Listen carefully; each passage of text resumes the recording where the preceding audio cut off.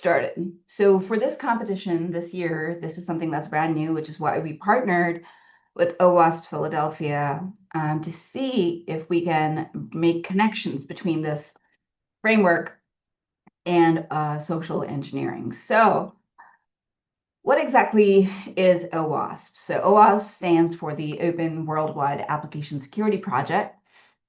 It's a globally recognized nonprofit organization that's focused on improving software security. So they provide widely used resources like the OWASP Top 10, which highlights the most critical security risks in web applications. However, it goes just beyond, beyond just the web apps. It also does cover mobile applications, Internet of Things, devices, broader system software. So in practice, it helps developers, security professionals, and organizations understand common vulnerabilities and how to mitigate them, making it a foundational resource in cybersecurity. There are over 250 chapters, local chapters worldwide, and it's a very, very large community. They also have several conferences that focus on education and training.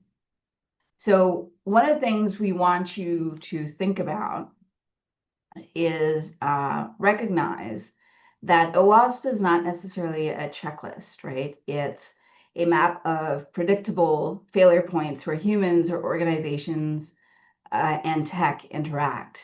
And we're focusing on the top 10. And as some of you or many of you may know, they just released their newest one in 2025. So we're using the newest version. So our first one here is broken access control, which basically means people can access systems, data, or functions they're not supposed to. So what might this look like in social engineering? So access might be gained by being believed, right? Not by breaking in. So examples might be you pose as a fake auditor, or, oh, I'm new here, I don't know how things work. Or the system let me see it, so I assumed I was allowed to see it, right? So broken access control might look like these things in social engineering. Now, is this how it's going to play out in the competition? We don't know.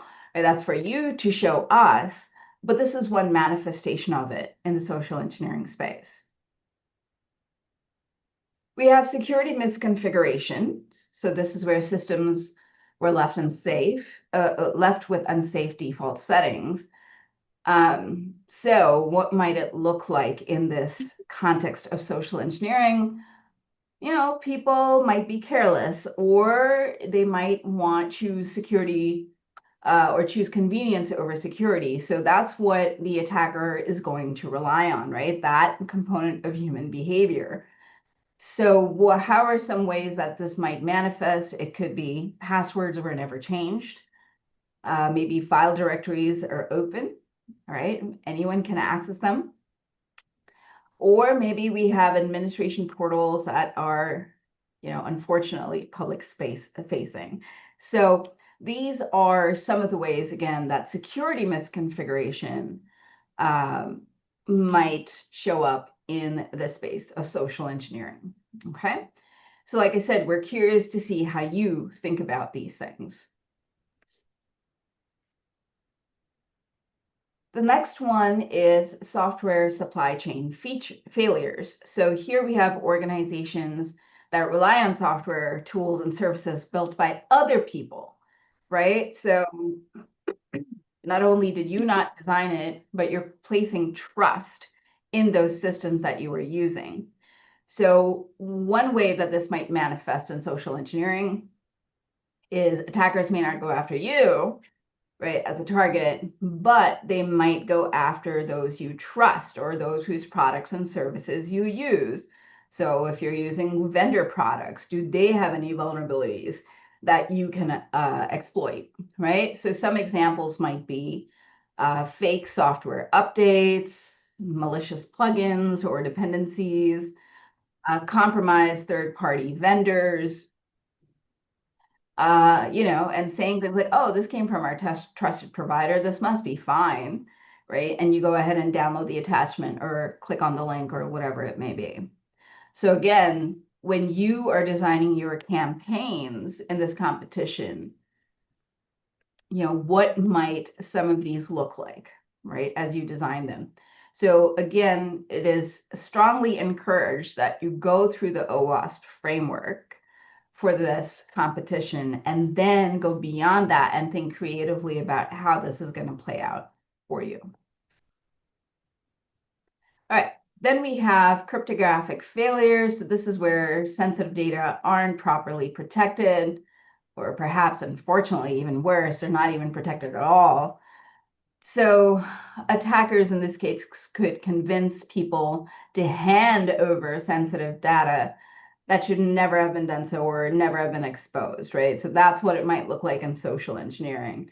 So asking for that sensitive information, like social security numbers or your date of birth or your tax info, convincing, during the competition, convincing the community pharmacy staff to email you something that's supposed to be protected or sensitive or confidential. Exploiting false confidence in secure systems, right? So you think your systems are secure and you have that faith in them, but can you exploit them, right? And use that as leverage in your campaign. So that's the fourth vulnerability. The fifth one is injection, which OWASP identifies as systems accepting inputs that they shouldn't, right? And then they behave in unsafe or unpredictable ways. So in this case, the systems are the humans. So what are you inputting when it comes to interactions with us? So is it emails or forms or uploads or messages, right? So this is classic for phishing. So phishing links that trigger unsafe actions. So it's links or attachments or requests, right? So please, can you copy and paste this into the system? So it may not even be a link or an attachment, but a request that comes, for instance, in an email. Can you convince the human then to accept that input and do something that they shouldn't have, right? So that's the fifth one, injection. Then we have insecure design. So the system was never designed with abuse in mind, right? We just assume that no one's actually going to try to trick it or try to give it false data or do something unexpected. So it wasn't designed for these things. So in social engineering, one way we can think about this is attackers might exploit assumptions about good behavior, right? And going back to what Juan he was talking about, for instance, natural inclination to help or reciprocity or things like that, right? So we just assume that the person in front of us has good intentions, they're going to behave in a good way. So we might not then verify sensitive requests, right? If you sweet talk us enough, for instance, or if you pose as someone that we have a relationship with, then we're not likely to do checks because we're going to base our processing on that trust. So this idea is like, oh, we never thought someone would actually do that, right? It's an afterthought. It's essentially not part of security by design. All right, so that is the sixth vulnerability. Seventh one is authentication failures. So OWASP identifies this as the system failing to properly confirm that someone is who they claim to be. So this is classic, going back to what Jake was talking about with personas and the pretext that you're going to come with, right? So who are you going to impersonate, right? What are those trusted identities? What's your story that you're going to tell us? And then exploit sort of our human shortcuts. We just might believe you based on the authority that you present or your credibility, and we're likely to comply with your request. So, right, MFA fatigue is a classic example of this. Just get it done, like approve this really quickly. If you were to impersonate IT support or vendors, again, that increases the chances of someone that we're going to believe, and we may not ask for verification or authentication.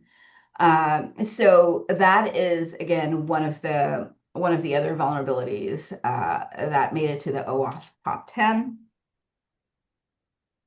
We then have software or data integrity failures. So this is where the system trusts updates or data without verifying them, right? So if you were to insert malicious content disguised as legitimate, so it could be fake software updates, fake personas, excuse me, right? Trusting external sources too easily. So again, what are you going to do? Who are you going to present yourself as?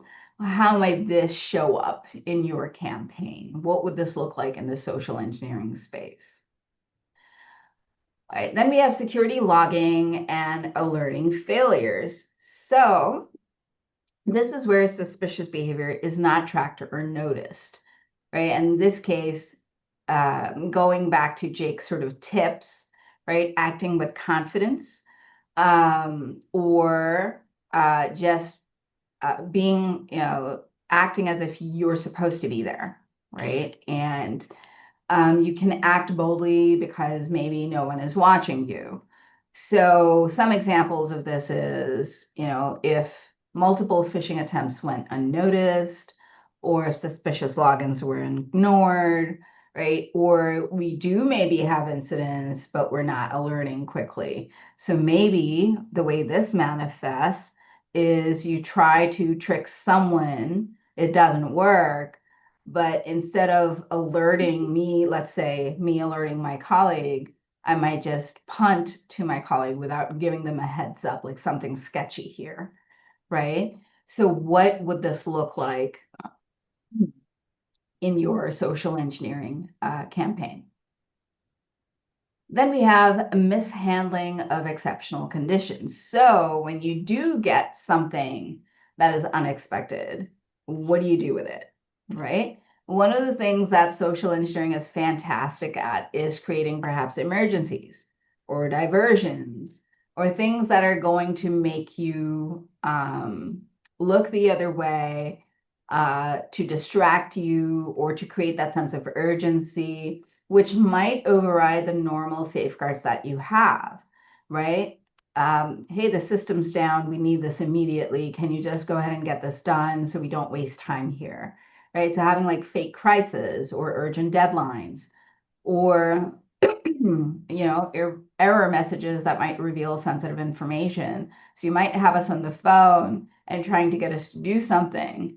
We may not be able to do it. Our systems are down, but we might reveal, for instance, what type of system we're using. And, we might be frustrated with it. So we might end up revealing that piece of information that we were not supposed to. So, it might come as a request. Hey, just this one time, can you just please bypass this and just help a fellow out, right? And that goes back to that natural inclination to help.